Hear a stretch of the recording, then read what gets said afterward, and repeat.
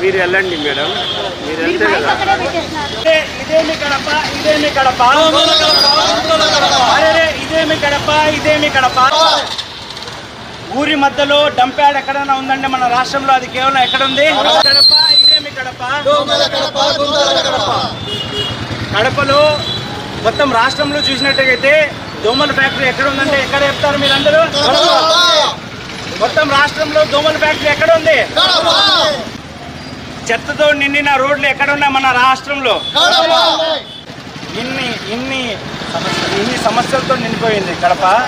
ఏ రోజు కూడా అరే అరే ఇదేమి కడప, ఇదేమి కడప, అరే ఇదేమి కడప, ఇదేమి కడప, అరే ఇదేమి కడప, ఇదేమి కడప, అరే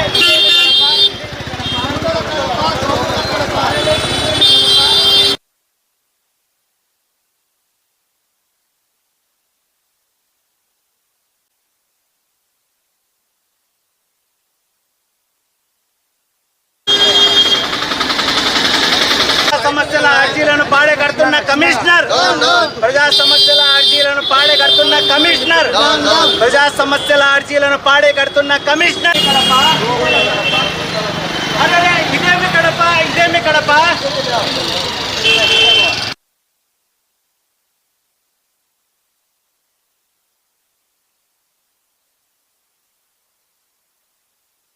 ఇదేమి కడప.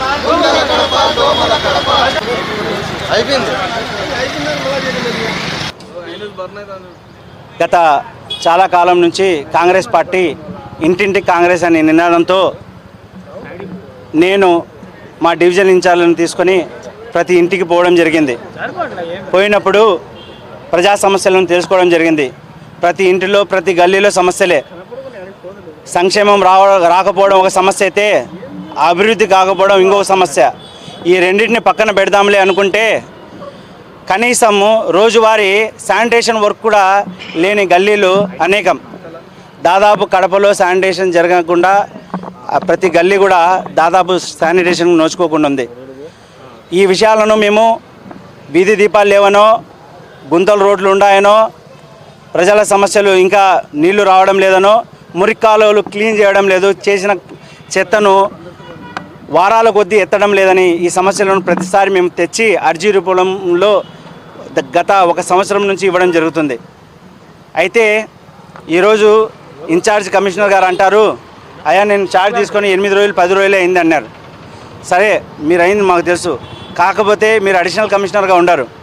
గత కమిషనరు ఫోన్లు ఎత్తేవారు కాదు.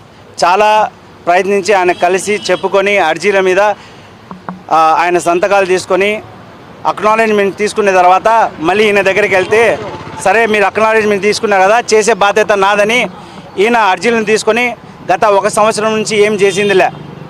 ఏమన్నా అడిగితే చేస్తాంలే, ఇది ఒక్క డివిజన్ అయినా నాకు ఉండేది, 50 డివిజన్లు ఉన్నాయి అనేది. గత దాదాపు 2 వారాల ముందు నేను చాలా ముఖ్య సమస్యల గురించి రావడం జరిగింది.